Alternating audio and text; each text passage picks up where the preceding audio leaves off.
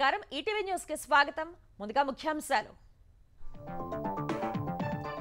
ఫలవంతమవుతున్న CM Revanth Reddy Japan పర్యటన 2 రోజుల్లో తెలంగాణకు 12,000 కోట్ల రూపాయల పెట్టుబడులు నేడు ఒసాకాలో మౌంట్ ఫుజీ సందర్శన హైదరాబాద్ సహా జిల్లాల్లో బీభత్సం సృష్టించిన గాలివాన కూలిన చెట్లు విరిగిపడిన విద్యుత్ స్తంభాలు మెదక్ సిద్దిపేట జిల్లాల్లో పంటలకు తీవ్ర నష్టం మద్యం కేసులో అదాన్ డిస్టిలరీస్ వెనుక ఎంపీ మిథున్ రెడ్డి సిట్ విచారణలో విజయసాయిరెడ్డి వెల్లడి ముడుపుల సంగతి తెలియదని వ్యాఖ్య స్వచ్ఛాంధ్రలో ఈసారి ఈ వ్యర్థాల సేకరణ సురక్షిత పద్ధతుల్లో రీసైక్లింగ్ టీంను ప్రకటించిన సీఎం చంద్రబాబు ప్రతి ఒక్కరూ భాగస్వామ్యం కావాలని పిలుపు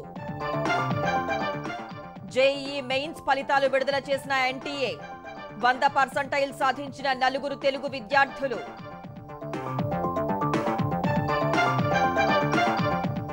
అంతరిక్ష ప్రయాణంలో యాక్సియం స్పేస్ ఎక్స్ తో ఇస్రో భాగస్వామ్యం మే నెలలో ఐఎస్ఎస్ కు పయనం కానున్న భారత వ్యోమగామి శుభాన్సు శుక్లా హుతీ తిరుగుబాటుదారుల స్థావరాలపై విరుచుకుపడిన అమెరికా 74 మంది మృతి 171 మందికి తీవ్ర గాయాలు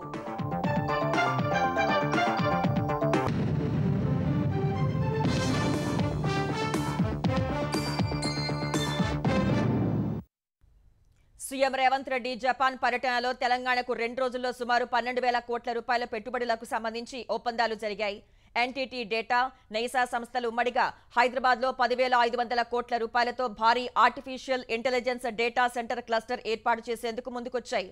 రుద్రారంలో తోషిబా కంపెనీ 562 కోట్ల రూపాయలతో మరో కంపెనీ ఏర్పాటు చేసేందుకు ఎంఓయూ చేసుకుంది. సీఎం బృందం నేడు టోక్యో నుంచి ఒసాకా చేరుకుని అక్కడి మౌంట్ ఫుజీ ప్రాంతం అరకు రయామా పార్క్ను సందర్శించనుంది. సీఎం రేవంత్ రెడ్డి జపాన్ పర్యటనలో 2వ రోజు పలు కీలక ఒప్పందాలు జరిగాయి. హైదరాబాద్లో 10,500 కోట్ల రూపాయలతో భారీ artificial intelligence data center cluster ఏర్పాటు చేసేందుకు జపాన్కు చెందిన ఎన్టీటీ డేటా, నైసా ముందుకొచ్చాయి. టోక్యోలో సీఎం రేవంత్ రెడ్డి సమక్షంలో రాష్ట్ర ప్రభుత్వంతో త్రైపాక్షిక ఒప్పందంపై సంతకాలు చేశారు. టోక్యోలో ప్రధాన కార్యాలయం ఉన్న ఎన్టీటీ డేటా కంపెనీ ప్రపంచంలోని టాప్ 3 డేటా సెంటర్ ప్రొవైడర్లలో ఒకటి. ఐటీ సేవలు, డేటా సెంటర్లు, డిజిటల్ ట్రాన్స్ఫర్మేషన్లో పేరొందిన ఎన్టీటీ డేటా కంపెనీ దాదాపు 193,000 మంది ఉద్యోగులతో సుమారు 50 దేశాల్లో public services, BFSI, health care, manufacturing, telecom వంటి రంగాల్లో సేవలందిస్తోంది. ఏఐ ఫస్ట్ క్లౌడ్ ప్లాట్ఫామ్ సంస్థ నైసా నెట్వర్క్ తో కలిసి హైదరాబాద్లో ఎన్టీటీ డేటా నిర్మించబోయే 400 మెగావాట్ల డేటా సెంటర్ క్లస్టర్ 25,000 జీపీయూలతో దేశంలోని అత్యంత శక్తివంతమైన ఏఐ సూపర్ కంప్యూటింగ్ మౌలిక సదుపాయాన్ని సమకూరుస్తుందని ప్రభుత్వం తెలిపింది. ఈ క్లస్టర్ను 500 మెగావాట్ల వరకు గ్రిడ్ పునరుత్పాదక విద్యుత్ మిశ్రమంతో నిర్వహిస్తారు. లిక్విడ్ ఇమ్మర్షన్ వంటి అత్యాధునిక కూలింగ్ టెక్నాలజీని అవలంబిస్తారు. అత్యున్నత ఈఎస్జీ, ఎన్విరాన్మెంటల్, సోషల్, గవర్నెన్స్ ప్రమాణాలతో అభివృద్ధి చేస్తారని ప్రభుత్వం తెలిపింది. ఈ క్లస్టర్ రాష్ట్రంలోని విద్యా సంస్థల భాగస్వామ్యంతో ఏఐ ప్రతిభను పెంపొందిస్తుందని, రాష్ట్ర డిజిటల్ పబ్లిక్ ఇన్ఫ్రాస్ట్రక్చర్ మిషన్ కు దోహదం చేస్తుందని ప్రభుత్వం వెల్లడించింది. హైదరాబాద్ శివారులోని రుద్రారం వద్ద 562 కోట్ల రూపాయలతో మరో ఫ్యాక్టరీ ఏర్పాటు చేసేందుకు జపాన్ కంపెనీ తోషిబా ముందుకొచ్చింది. రుద్రారంలో ఇప్పటికే 2 ఫ్యాక్టరీలను తోషిబా సంస్థ నిర్వహిస్తోంది. టోక్యోలో సీఎం రేవంత్ రెడ్డి సమక్షంలో తోషిబా కార్పొరేషన్ అనుబంధ సంస్థ ట్రాన్స్మిషన్ డిస్ట్రిబ్యూషన్ సిస్టమ్స్ ఇండియా టీటీడీఐ రాష్ట్ర ప్రభుత్వంతో ఒప్పందం చేసుకుంది. విద్యుత్ సరఫరా, పంపిణీ రంగంలో పెట్టుబడులు, ఆవిష్కరణలకు ఎంఓయూ జరిగింది. ఒప్పందం ప్రకారం రుద్రారంలో టీటీడీఐ సర్జ్ అరెస్టర్స్ తయారీ సంస్థ నెలకొల్పనుంది. Power transformers, distribution transformers, gas insulated switchgear తయారీ సామర్థ్యాన్ని విస్తరించడానికి ఇప్పటికే అక్కడున్న ఫ్యాక్టరీలను అప్గ్రేడ్ చేయనుంది. అత్యాధునిక టెక్నాలజీని ఉపయోగించే ఈ కొత్త ఫ్యాక్టరీ విద్యుత్ రంగంలో పెరుగుతున్న డిమాండ్ను తీర్చడంతో పాటు ఉద్యోగ అవకాశాల్ని కల్పిస్తుందని ప్రభుత్వం తెలిపింది. తెలంగాణలో పెట్టుబడులు పెట్టి అభివృద్ధి చెందాలని జపాన్ పారిశ్రామిక వ్యాపారవేత్తల్ని సీఎం రేవంత్ రెడ్డి ఆహ్వానించారు. ప్రపంచ స్థాయి మౌలిక సదుపాయాలు, నైపుణ్యం, ప్రతిభ, స్థిరమైన విధానాల్ని తమ ప్రభుత్వం అందిస్తోందని జపాన్ వ్యాపారవేత్తలకు సీఎం హామీ ఇచ్చారు. లైఫ్ సైన్సెస్, గ్లోబల్ క్యాపబిలిటీ సెంటర్లు, electronics, electric vehicles, textiles, AI data సెంటర్లు, లాజిస్టిక్స్ వంటి రంగాల్లో పెట్టుబడులు పెట్టాలని కోరారు. టోక్యోలోని సుమిదా రివర్ ఫ్రంట్ ను సీఎం రేవంత్ రెడ్డి బృందం పరిశీలించింది. మూసీ పునరుజ్జీవనం ప్రాజెక్టు చేపట్టినందున సుమిదా నదిని రాష్ట్ర బృందం అధ్యయనం చేసింది. టోక్యోలోని సుమిదా నది 1964 అంతకుముందు కాలుష్యంతో ఉండేది. జపాన్ ప్రభుత్వం సుమిదా నదిని శుద్ధి చేయడంతో పర్యాటక వాణిజ్య కేంద్రంగా మారింది. సుమిదా నదిని శుద్ధి చేసిన తీరు, ఇతర అంశాలపై అక్కడి అధికారుల్ని అడిగి తెలుసుకున్నారు. టోక్యోలో పర్యటన ముగించుకున్న సీఎం రేవంత్ రెడ్డి బృందం నేడు ఒసాకా చేరుకోనుంది. ఒసాకాలోని మౌంట్ ఫుజీ ప్రాంతం అరకు రయామా పార్కును సందర్శిస్తారు. రేపు ఒసాకాలోని కిటా క్యూషు సిటీకి వెళ్లి అక్కడి మేయర్తో సమావేశమై ఎకో టౌన్ ప్రాజెక్టు వివరాలు తెలుసుకుంటారు. మురసాకి రివర్ ఎన్విరాన్మెంట్ మ్యూజియాలు, ఎకో టౌన్ సెంటర్ను సందర్శిస్తారు. ఎల్లుండి ఒసాకాలోని యుమిషిమాలో జరగనున్న వరల్డ్ ఎక్స్పోలో రాష్ట్ర పెవిలియన్ను సీఎం రేవంత్ రెడ్డి ప్రారంభించి బిజినెస్ రౌండ్ టేబుల్ సమావేశంలో పాల్గొంటారు. ఒసాకా రివర్ ఫ్రంట్ను రాష్ట్ర బృందం పరిశీలిస్తుంది. హైదరాబాద్లోని పలు ప్రాంతాల్లో నిన్న సాయంత్రం కురిసిన వర్షం బీభత్సం సృష్టించింది. భీకర గాలులతో కూడిన జోరు వానకు పలుచోట్ల రహదారులు జలమయమయ్యాయి. పలుచోట్ల ఈదురు గాలులతో కూడిన వర్షంతో విద్యుత్ సరఫరాకు అంతరాయం ఏర్పడింది. అబిడ్స్లో నిర్మాణంలో ఉన్న ఓ భవనం వద్ద భారీ క్రేన్ కింద పడింది. ఘటనలో పక్కనే ఉన్న ఓ భవనం స్వల్పంగా దెబ్బతింది. ఈదురు గాలుల కారణంగా 60కి పైగా చెట్లు నేలకొరగా హైడ్రా రంగంలోకి దిగి సహాయక చర్యలు చేపట్టింది. హైదరాబాద్లో గురువారం సాయంత్రం అకస్మాత్తుగా కురిసిన వాన కొద్దిసేపు అతలాకుతలం చేసింది. నగరంలోని పంజాగుట్ట, ఎస్ఆర్ నగర్, కోఠి, అబిడ్స్, నాంపల్లి, బోరబండ, హిమాయత్ నగర్, కుత్బుల్లాపూర్, వనస్థలిపురం, ఫిలింనగర్లో వర్షం దంచికొట్టింది. మాధాపూర్, గచ్చిబౌలి, రాయదుర్గంలో ఏకధాటిగా కురిసిన వర్షానికి రహదారులు జలమయమయ్యాయి. చాలా చోట్ల రోడ్లపై నీరు నిలిచిపోగా వాహనదారులు తీవ్ర ఇబ్బంది పడ్డారు. కొన్ని చోట్ల ట్రాఫిక్ స్తంభించింది. ప్రధాన మార్గాల్లో ట్రాఫిక్కు అంతరాయం లేకుండా అధికారులు చర్యలు చేపట్టారు. Madhapur IKEA under pass, Gachibowli biodiversity, Rayadurgam మార్గంలో వరద నీరు చేరడంతో వాహనాల రాకపోకలు నెమ్మదిగా సాగాయి. వరద నీరు రోడ్లపైకి చేరడంతో ఇంటికి వెళ్లే ఉద్యోగులు తీవ్ర ఇబ్బందులు ఎదుర్కొన్నారు. వర్షంతో పలు కాలనీల్లోకి నీరు చేరిందని స్థానికులు తెలిపారు. నాంపల్లి, మలక్పేట, సరూర్ నగర్, పాతబస్తీ, assembly, Koti, Vijayanagara colony, Kukatpally, Darussalam, high court, BN Reddy Nagar, Falak Nagar, Sultan Bazar, Kachiguda, Sindhi colony, Methodist colony తదితర ప్రాంతాల్లో భారీ వర్షానికి చెట్లు నేలకొరిగాయి. ఈదురుగాలులతో కూడిన వర్షం కారణంగా 21 ప్రాంతాల్లో చెట్లు నేలకొరిగాయి. వాతావరణ హెచ్చరికలు అందిన వెంటనే అప్రమత్తమైన హైడ్రా, డీఆర్ఎఫ్ బృందాలు రంగంలోకి దిగి వరద నీరు నిలవకుండా చర్యలు చేపట్టాయి. దాదాపు 60కి పైగా చెట్లను హైడ్రా తొలగించింది.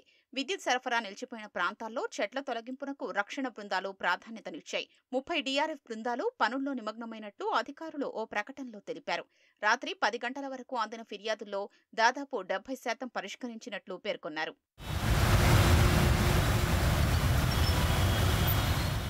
అబిడ్స్లోని రామకృష్ణ థియేటర్ సమీపంలో ఓ నిర్మాణ భవంతి వద్ద భారీ క్రేన్ పక్కనే ఉన్న మరో భవనంపై పడగా స్థానికులు భయాందోళనకు గురయ్యారు. ఎవరికీ ఏం కాకపోవడంతో అంతా ఊపిరి పీల్చుకున్నారు. క్రేన్ తొలగించేందుకు మరో క్రేన్ తెచ్చిన నిర్వాహకులు సహాయక చర్యల్ని వేగవంతం చేశారు. అబిడ్స్ బస్టాండ్కు సమీపంలో చెట్టు ఒక్కసారిగా కూలింది. ఘటనలో చెరుకు రసం అమ్ముకునే వారికి గాయాలయ్యాయి. తెలంగాణలోని పలు జిల్లాల్లోనూ రైతులను అకాల వర్షం ఆగమాగం చేసింది. రాష్ట్ర వ్యాప్తంగా నిన్న కురిసిన వర్షానికి పలు జిల్లాల్లో మామిడి, వరి రైతులకు పెద్ద ఎత్తున నష్టం వాటిల్లింది. ఉమ్మడి మెదక్ జిల్లా వరుణ ప్రకోపానికి ఆగమాగమైంది. సిద్దిపేట జిల్లాలో భారీగా వర్షం కురవడంతో 2 గంటల పాటు విద్యుత్ సరఫరా నిలిచిపోయి గ్రామస్తులు అవస్థలు పడ్డారు. మామిడి పూర్తిగా నేలరాలింది. కొనుగోలు కేంద్రాల్లో ధాన్యం తడిసిపోయింది. యాదగిరిగుట్టలో ఉరుములు, మెరుపులతో కూడిన గాలివాన కురిసింది. చౌటుప్పల్ మార్కెట్ యార్డులో రైతుల అమ్మకానికి తెచ్చిన ధాన్యం తడిసిపోయింది. ధాన్యం కుప్పల మధ్య నుంచి వచ్చిన వరదతో కొట్టుకుపోయిన ధాన్యాన్ని ఒకచోటకు చేర్చేందుకు రైతులు ఇబ్బంది పడ్డారు. రాజపేట మండలం రేణిగుంట గ్రామంలో పిడుగుపాటుకు సుమారు 50 గొర్రెలు మృతి చెందాయి. జగిత్యాల జిల్లాలో ఒక్కసారిగా భారీ ఈదురుగాలులతో కూడిన భారీ వర్షానికి రేకుల షెడ్లు, చిన్న చిన్న కుటీర పరిశ్రమలు నేలకూలాయి. వరి, నువ్వులు, సజ్జ పంటలు పూర్తిగా నేలరాలాయి. వికారాబాద్ జిల్లాలో భారీ వర్షానికి విద్యుత్ సరఫరా నిలిచిపోవడంతో ప్రజలు తీవ్ర ఇబ్బంది పడ్డారు. వైసీపీ పాలనలో జరిగిన వేల కోట్ల విలువైన మద్యం కుంభకోణంలో రాజ్ కసిరెడ్డితో పాటు రాజంపేట ఎంపీ మిథున్ రెడ్డి ఉన్నారని విజయసాయిరెడ్డి బహిర్గతం చేశారు. శుక్రవారం సిట్ విచారణకు హాజరైన వైసీపీ మాజీ నేత విచారణ ముగిశాక మీడియాకు కీలక వివరాలు వెల్లడించారు. మద్యానికి సంబంధించి తన ఇంట్లోనే 2 సమావేశాలు జరిగాయని, ముడుపులపై మాత్రం సమాచారం లేదని తెలిపారు.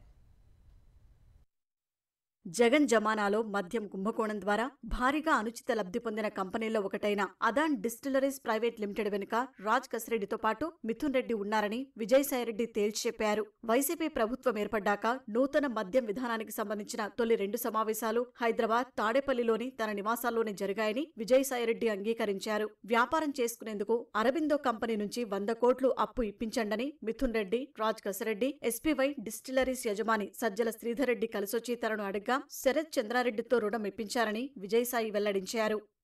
రాజ్ కసిరెడ్డి, మిథున్ రెడ్డి, సజ్జల శ్రీధర్ రెడ్డి ముగ్గురు నా దగ్గరికి వచ్చి మేము వ్యాపారం చేసుకుంటాం, ఒక 100 కోట్ల రూపాయలు అప్పిప్పించండి మీ అరబిందో కంపెనీ చేత అన్నప్పుడు నేను అరబిందో శరత్ చంద్రారెడ్డికి రికమెండ్ చేసి 100 కోట్ల రూపాయల్లో 60 కోట్ల రూపాయలు అడానికి, ఒక 40 కోట్ల రూపాయలు టీకాట్ అనే కంపెనీకి 12% సంవత్సరానికి వడ్డీ చొప్పున ఇప్పించడం వాస్తవమేనన్నటువంటి విషయాన్ని నేను చెప్పాను. ఈ విషయాన్ని ఎవరైనా మీకు ఉన్నత పదవుల్లో ఉండేటటువంటి రాజకీయ నాయకులు కానీ బ్యూరోక్రాట్స్ కానీ మీరు చెప్తే ఇప్పించారా అని పదే పదే ప్రశ్నించడం జరిగింది. దానికి సమాధానంగా నేనే రికమెండ్ చేసి ఇప్పించాను, ఎవరు కూడా నాకు ఇప్పించమని చెప్పలేదు. ఈ అడాన్ అనే కంపెనీ ఎందుకు ఫ్లోట్ చేశారు, ఎవరు ఫ్లోట్ చేశారు, ఏ కారణానికి ఫ్లోట్ చేశారన్నటువంటి విషయం నాకు తెలియదు. ఇది రాజ్ కసిరెడ్డికి సంబంధించినటువంటి నేను లోన్ మాత్రం ఇప్పించాను. ఆ కంపెనీలు ఏ రకంగా ఈ ఫండ్స్ ను యూటిలైజ్ చేసుకున్నాయి, ఏ రకంగా దాన్ని రీఫండ్ ఇచ్చారు అన్నటువంటి విషయం రాజ్ కసిరెడ్డి మాత్రమే చెప్పగలడు. నేను సమాధానం చెప్పలేనటువంటి ప్రశ్న అన్నటువంటి దాన్ని నేను వివరంగా చెప్పడం జరిగింది సిట్ అధికారులకి. విజయవాడ పోలీస్ కమిషనరేట్లోని సిట్ కార్యాలయంలో దాదాపు 3 గంటల పాటు దర్యాప్తు అధికారులు విజయసాయిరెడ్డికి 20కి పైగా ప్రశ్నలు సంధించారు. అయితే చాలా ప్రశ్నలకు నేరుగా కాకుండా దాటవేత ధోరణిలో సమాధానమిచ్చినట్లు తెలిసింది. కుంభకోణం వెనుకున్న అసలు సూత్రధారులు, పాత్రధారుల వివరాలపై ప్రశ్నించగా పొడిపొడిగానే చెప్పారు. మద్యం వ్యవహారంతో తనకెలాంటి సంబంధమూ లేదని, ఏదైనా రాజ్ కసిరెడ్డిని అడగాలంటూ తప్పించుకునే రీతిలో మాట్లాడారు. స్కామ్ జరిగిందా లేదా అన్నటువంటిది రాజ్ కసిరెడ్డిని అడగండి. బిగ్ బాస్ ఉన్నారా లేదా అన్నటువంటి విషయం నాకు తెలియదు. ఈ యొక్క రాజ్ కసిరెడ్డితో ఎవరెవరు అసోసియేట్ అయ్యారు అన్నటువంటి విషయాన్ని అడగడం జరిగింది. రాజ్ కసిరెడ్డి, ఆయన కో బ్రదర్ అవినాష్ రెడ్డి, రాజ్ కసిరెడ్డి మరో అనుచరుడు చాణక్య అలియాస్ ప్రకాష్, కిరణ్ అనేటటువంటి వ్యక్తి, సుమిత్ అనేటటువంటి వ్యక్తి, సైఫ్ అనేటటువంటి వ్యక్తి, మిగతా చాలా మంది నెట్వర్క్ లో ఉన్నారు అన్నటువంటి విషయాన్ని నేను చెప్పాను. రాజ్ కసిరెడ్డి తెలివైన క్రిమినల్ అన్న విజయసాయిరెడ్డి ఆ విషయం తెలియక అతన్ని ప్రోత్సహించారని చెప్పారు. విచారణలో భాగంగా విజయసాయిరెడ్డి సమాధానాల పట్ల సిట్ అసంతృప్తిగా ఉంది. మరోసారి నోటీసులిచ్చి ఆయన్ను విచారణకు పిలవనున్నట్లు సిట్ అధికారులు తెలిపారు. మద్యం కుంభకోణం కేసులో కీలక పాత్రధారిగా ఆరోపణలు ఎదుర్కొంటున్న రాజ్ కసిరెడ్డి ముందస్తు బెయిల్ కోసం ఏపీ హైకోర్టులో పిటిషన్ వేశారు. వైకాపా ప్రభుత్వ హయాంలో ఐటీ సలహాదారుగా పనిచేశారని, ఐటీ విధానాలకే తన పాత్ర పరిమితమైందన్నారు. ఇతర శాఖలు ఏపీ బెవరేజెస్ కార్పొరేషన్ లిమిటెడ్ వ్యవహారంతో తనకు సంబంధం లేదన్నారు. దర్యాప్తు సంస్థ ఏకపక్షంగా తనకు సంబంధించిన ఇల్లు, కార్యాలయం, బంధువుల ఇంట్లో సోదాలు నిర్వహించిందన్నారు. ఈ పరిణామాలన్నింటినీ చూస్తుంటే అరెస్టు చేస్తారనే ఆందోళన కలుగుతోందన్నారు. దర్యాప్తునకు సహకరిస్తానని, ఎప్పుడు కోరితే అప్పుడు దర్యాప్తు సంస్థకు అందుబాటులో ఉంటానన్నారు. మధ్యంతర బెయిల్ ఇవ్వాలని అభ్యర్థించారు. సోమవారం ఈ వ్యాజ్యంపై హైకోర్టు విచారణ జరపనుంది. జేఈఈ మెయిన్స్ ఫలితాలు విడుదలయ్యాయి. శుక్రవారం మధ్యాహ్నం ఫైనల్ కి విడుదల చేసిన జాతీయ పరీక్షల నిర్వహణ సంస్థ ఎన్టీఏ తాజాగా విద్యార్థులు సాధించిన పర్సంటైల్ స్కోర్తో ఫలితాలను విడుదల చేసింది. దేశవ్యాప్తంగా మొత్తం 24 మందికి 100% రాగా ఏపీ నుంచి సాయి మనోజ్ఞ, తెలంగాణ నుంచి హర్ష్ ఏ గుప్తా, వంగల అజయ్ రెడ్డి, బనిబ్రత మజీ 100% సాధించిన వారిలో ఉన్నారు. జేఈఈ మెయిన్ పరీక్షలకు దేశవ్యాప్తంగా 10,61,849 మంది దరఖాస్తు చేసుకోగా 9,92,350 మంది హాజరయ్యారు. జేఈఈ మెయిన్స్ సెషన్ 1, సెషన్ 2 పరీక్షల్లో విద్యార్థులు సాధించిన ఉత్తమ స్కోర్ను పరిగణనలోకి తీసుకుని ర్యాంకులు కేటాయించారు. ఆ తర్వాత సామాజిక వర్గాల వారీగా రిజర్వేషన్లకు అనుగుణంగా మొత్తం 2.50 లక్షల మందిని జేఈఈ అడ్వాన్స్డ్ రాసేందుకు అర్హత కల్పిస్తారు. జేఈఈ అడ్వాన్స్డ్లో సత్తా చాటిన విద్యార్థులకు జోసా కౌన్సిలింగ్ ద్వారా ప్రతిష్టాత్మక ఐఐటీల్లో ఇంజనీరింగ్ కోర్సులో ప్రవేశాలు కల్పిస్తారు. ఇందుకోసం మే 18న జరిగే జేఈఈ అడ్వాన్స్డ్ పరీక్షకు ఏప్రిల్ 23 నుంచి మే 2 వరకు ఆన్లైన్ దరఖాస్తులు స్వీకరించనున్నారు. స్వచ్ఛాంధ్రలో భాగంగా ఈసారి ఈ వ్యర్థాల సేకరణ, వాటిని సురక్షిత పద్ధతిలో రీసైకిల్ చేయడం థీమ్ను ఎంచుకున్నామని సీఎం చంద్రబాబు తెలిపారు. చెత్త నుంచి సంపద సృష్టించడం ద్వారా సర్క్యులర్ ఎకానమీ సాధ్యమవుతుందని వెల్లడించారు. స్వర్ణాంధ్ర 2047 సంకల్పనలో భాగంగా స్వచ్ఛాంధ్ర కార్యక్రమం ప్రతి నెల 3వ శనివారం నాడు జరుపుకుంటున్నామన్నారు. ప్రతి కార్యక్రమం స్ఫూర్తివంతంగా ఉండేందుకు నెల నెల ఒక్కో థీమ్ను ఎంచుకుని నిర్వహిస్తున్నామని పేర్కొన్నారు. ఈ స్వచ్ఛాంధ్ర కార్యక్రమంలో రాష్ట్ర స్థాయి అధికారులు, జిల్లా కలెక్టర్లు, ప్రజాప్రతినిధులు, ఎన్జీఓలు, కార్పొరేట్ సంస్థలు, విద్యార్థులు, యువత స్వచ్ఛందంగా పాల్గొనాలని కోరారు. ఎక్కడికక్కడ ఈ వేస్ట్ సేకరణ కేంద్రాలు ఏర్పాటు చేయాలని సూచించారు. వీటి నిర్వహణకు గ్రామీణ, పట్టణ ప్రాంతాల్లోని ఎస్హెచ్జీ సభ్యులను గుర్తించి వారి సేవల్ని వినియోగించుకోవాలన్నారు. రెడ్యూస్, రీయూజ్, రీసైకిల్ అనేది ఈ వేస్ట్ కలెక్షన్ సెంటర్ల నినాదం కావాలని పిలుపునిచ్చారు. విశాఖ మహానగరపాలక సంస్థ జీవీఎంసీ మేయర్పై అవిశ్వాస తీర్మాన పరీక్ష సమావేశానికి ఏర్పాట్లు పూర్తయ్యాయి. ఉదయం 11 గంటలకు సమావేశం ప్రారంభం కానుంది. జీవీఎంసీలో మొత్తం 98 మంది కార్పొరేటర్లు ఉండగా ఒక స్థానం ఖాళీగా ఉంది. ఎక్స్ అఫీషియో సభ్యులు 16 మంది ఉన్నారు. కార్పొరేటర్లు జనసేనకు 14, బీజేపీకి 2, టీడీపీకి 48 మంది కలిసి మొత్తం 75 మంది వరకు సంఖ్యాబలం ఉన్నట్లు ఆ పార్టీ నేతలు చెబుతున్నారు. వైసీపీకి చెందిన మేయర్, డిప్యూటీ మేయర్తో కలిసి 30 మంది వరకు క్యాంపులో ఉన్నారు. సిపిఐ, సిపిఎం కార్పొరేటర్లు అవిశ్వాస పరీక్షకు దూరంగా ఉంటున్నారు. అవిశ్వాస పరీక్ష వేళ తమ సభ్యులకు విప్ జారీ చేస్తున్నట్లు వైసీపీ నేతలు ప్రకటించారు. సీసీ కెమెరాల సమక్షంలో అవిశ్వాస తీర్మాన పరీక్ష ప్రక్రియను నిర్వహించాలని వారు కోరుతున్నారు. పీఎం సూర్యఘర్ పథకం ద్వారా దేశంలోని అనేక మంది పేదలు తక్కువ ఛార్జీలకే విద్యుత్ వినియోగించుకుంటున్నారని కేంద్ర మంత్రి ప్రహ్లాద్ జోషి తెలిపారు. ఉమ్మడి కర్నూలు జిల్లాలోని గ్రీన్ కో ఇంటిగ్రేటెడ్ రెన్యూబుల్ ఎనర్జీ ప్రాజెక్టు స్థలాన్ని ఆయన పరిశీలించారు. గ్రీన్ కో ప్రాజెక్టు ప్రత్యేకమైందని చెప్పారు. ఒకసారి వాడిన నీటితో విద్యుత్ ఉత్పత్తి చేయటం, అదే నీటిని మళ్లీ వినియోగించుకుని విద్యుత్ను ఉత్పత్తి చేయటం అనేది చాలా గొప్ప విధానమని కేంద్ర మంత్రి వివరించారు. आने के बाद this has picked up very well because our policy is that should whoever comes with the innovative ideas, who takes the risk and tries to expand and enlarge the energy capacity of the country, our government is supporting, trying to give more and more all clearances. SLBC సొరంగం పనులను మన్నెవారిపల్లి నుంచి చేపట్టేందుకు రంగం సిద్ధమవుతోంది. నల్గొండ జిల్లాకు తాగు, సాగునీరు అందించే లక్ష్యంతో భారీ సొరంగం మార్గం కోసం 2005లో పనులు ప్రారంభించారు. ఇప్పటి వరకు నాగర్ కర్నూలు జిల్లా ఆమ్రాబాద్ మండలంలోని దోమలపెంట నుంచి దాదాపు 14 కిలోమీటర్ల వరకు పనులు పూర్తి కాగా కృష్ణా జలాలు ఉబ్బికి వస్తుండటంతో 2019 నుంచి పనులు నిలిచిపోయాయి. మన్నెవారిపల్లి వైపు నుంచి దాదాపు 20 కిలోమీటర్ల మేర పనులు పూర్తయ్యాయి. 2023లో టన్నెల్ బోరింగ్ చెడిపోవడంతో 2 ఏళ్లుగా పనులు ముందుకు సాగలేదు. ఈ ఏడాది ఫిబ్రవరిలో దోమలపెంట నుంచి పనులు ప్రారంభం కాగా 4 రోజులకే ప్రమాదం చోటు చేసుకుంది. ప్రమాదంలో టీబీఎం మెషిన్ పూర్తిగా ధ్వంసం కావటం పనులు చేసేందుకు అవకాశం లేకుండా పోయింది. మరో 3.5 ఏళ్లలో పనులు పూర్తి చేయాలని లక్ష్యంగా పెట్టుకున్న రాష్ట్ర ప్రభుత్వం పనుల పునః ప్రారంభానికి ఏర్పాట్లు చేస్తోంది. ఇప్పుడు మన్నెవారిపల్లి నుంచి ప్రారంభించాలని భావిస్తోంది. అందుకోసం చెడిపోయిన టీబీఎం స్థానంలో అమెరికాలో మరో కొత్త యంత్రాన్ని కొనుగోలు చేసింది. అమెరికా నుంచి చెన్నైకి ప్రత్యేక నౌకలు అక్కడి నుంచి రోడ్డు మార్గం ద్వారా మన్నెవారిపల్లెలోని టన్నెల్ ముఖద్వారం వద్దకు తీసుకువెళ్లారు. మూల్యాంకనంలో పొరపాట్లు జరిగాయన్న అనుమానాలు ఉన్నందున గ్రూప్ 1 పరీక్షను రద్దు చేసి మళ్లీ నిర్వహించాలని బీఆర్ఎస్ ఎమ్మెల్సీ కవిత డిమాండ్ చేశారు. ఈ మేరకు సీఎం రేవంత్ రెడ్డికి ఆమె బహిరంగ లేఖ రాశారు. గ్రూప్ 1 నిర్వహణ, నియామకాల్లో పారదర్శకత, జవాబుదారీతనం లోపించిందని కవిత ఆరోపించారు. గ్రూప్ 1 పరీక్ష ఫలితాల వెల్లడిపై అభ్యర్థుల్లో అనేక సందేహాలు ఉన్నాయని చెప్పారు. జవాబు పత్రాల మూల్యాంకనంపై చాలా అనుమానాలు వ్యక్తమవుతున్నాయన్న కవిత రిటైర్డ్ ప్రొఫెసర్లతో మూల్యాంకనం చేయించడం ఏంటని ప్రశ్నించారు. అభ్యర్థులు లేవనెత్తిన సందేహాలకు టీజీపీఎస్సీ వద్ద సమాధానం లేదని బీఆర్ఎస్ నేత రాకేష్ రెడ్డి విమర్శించారు. గ్రూప్ 1 పరీక్షల్లో లోపాలపై న్యాయ విచారణ లేదా సీబీఐకి అప్పగించాలని ఆయన డిమాండ్ చేశారు. ఉద్యోగాలు ఇచ్చేందుకు ప్రభుత్వం నోటిఫికేషన్లు ఇస్తుంటే వాటిని అడ్డుకునేందుకు బీఆర్ఎస్ మొదటి నుంచి ప్రయత్నిస్తోందని కాంగ్రెస్ ఎమ్మెల్సీ బల్మూరి వెంకట్ ఆరోపించారు. నియామకాలను అడ్డుకునేందుకు బీఆర్ఎస్ నేతలు వరుసగా కేసులు వేస్తున్నారని విమర్శించారు. గ్రూప్ 1 రద్దు చేసి మళ్లీ నిర్వహించాలని ప్రభుత్వానికి కవిత లేఖ రాయటాన్ని తీవ్రంగా తప్పుపట్టారు. నిరుద్యోగులకు ఉద్యోగాలు ఇస్తుంటే బీఆర్ఎస్ నేతలకు కడుపు మంట ఎందుకని ప్రశ్నించారు. టీఎస్పీఎస్సీ పేపర్లు లీక్ అయినప్పుడు, విద్యార్థులు ఆత్మహత్యలు చేసుకున్నప్పుడు కవిత ఎక్కడున్నారని నిలదీశారు.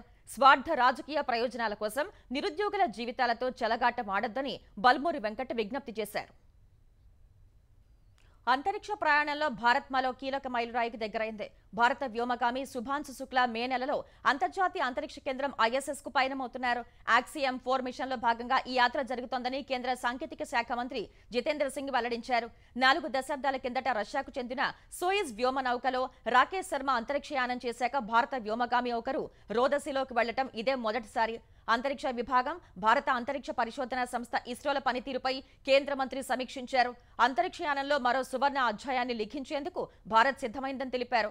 శుక్లా ప్రయాణం అంతరిక్ష పరిశోధనలో కొత్త శకంలోకి భారత్ ధైర్యంగా ప్రవేశించింది అన్న సంకేతాన్ని ఇస్తోందని జితేంద్ర సింగ్ తెలిపారు. మరోవైపు ఆక్సియం మిషన్ 4లో వ్యోమగాములతో పాటు భూమి మీద అత్యంత అరుదైన జీవి నీటి ఎలుగుబంటి కూడా వెళ్లనుంది. ఈ మేరకు అమెరికాకు చెందిన ఆక్సియం స్పేస్ ఎక్స్లతో కలిసి ఇస్రో సన్నాహాలు చేస్తోంది. యూపీఐ లావాదేవీలపై జీఎస్టీ విధించబోతున్నారంటూ వచ్చిన వార్తల్ని కేంద్రం ఖండించింది. 2000 పైబడి జరిపే లావాదేవీలపై జీఎస్టీ వేసేందుకు కేంద్రం సిద్ధమవుతోందంటూ వచ్చిన వార్తలు పూర్తి అవాస్తవమని పేర్కొంది. ఈ మేరకు కేంద్ర ఆర్థిక మంత్రిత్వ శాఖ ప్రకటన విడుదల చేసింది. యూపీఐ చెల్లింపులపై జీఎస్టీ విధిస్తారంటూ సామాజిక మాధ్యమాలు సహా పలు వెబ్సైట్లలో ప్రచారం జరగా తప్పుడు వార్తలు, ఆధారాలు లేని సమాచారాన్ని ప్రజలు నమ్మవద్దని కేంద్రం కోరింది. యూపీఐ లావాదేవీలపై జీఎస్టీ విధించే అంశం ఏదీ తమ పరిశీలనలో లేదని స్పష్టతనిచ్చింది. యూపీఐ ద్వారా డిజిటల్ చెల్లింపులను మరింత ప్రమోట్ చేయటం తమ ముఖ్య ఉద్దేశమని వివరించింది. యెమెన్లోని హూతీ తిరుగుబాటుదారుల స్థావరాలపై అమెరికా తీవ్ర స్థాయిలో విరుచుకుపడింది. చమురు ఓడరేవు లక్ష్యంగా జరిపిన వైమానిక దాడిలో 74 మంది ప్రాణాలు కోల్పోయారు. మరో 171 మందికి పైగా గాయపడ్డారు. ఇప్పటి వరకు హూతీలపై అమెరికా నిర్వహించిన దాడుల్లో అతి పెద్ద దాడి ఇదే. గురువారం రాత్రి నుంచి రాస్ ఇసాపై అమెరికా యుద్ధ విమానాలు బాంబుల వర్షం కురిపించడం ప్రారంభించాయి. ఇందుకు సంబంధించిన వీడియో ఫుటేజీలను హూతీలు విడుదల చేశారు. ఎర్ర సముద్రంలో వాణిజ్య నౌకలను ముప్పుగా మారిన హూతీల ఆర్థిక వనరులు దెబ్బతీయటమే లక్ష్యంగా దాడులు చేసినట్లు అమెరికా మిలిటరీ ప్రకటించింది. ఇరాన్ అండదండలతో 10 ఏళ్ల నుంచి ఉగ్ర కార్యకలాపాల ద్వారా అక్కడి ప్రజల్ని భయభ్రాంతులకు గురి చేస్తున్న హూతీలకు ఆదాయ వనరుగా ఉన్న చమురు కేంద్రంపై దాడులు చేసినట్లు అమెరికా తెలిపింది. ఈ దాడులను తీవ్రంగా ఖండించిన హూతీ రెబల్స్ అమెరికా అమాయక ప్రజల ప్రాణాలు తీశారని ఆరోపించింది. అమెరికా దాడులకు నిరసనగా సనాలో వేలాది హూతీ మద్దతుదారులు ఆందోళన నిర్వహించారు.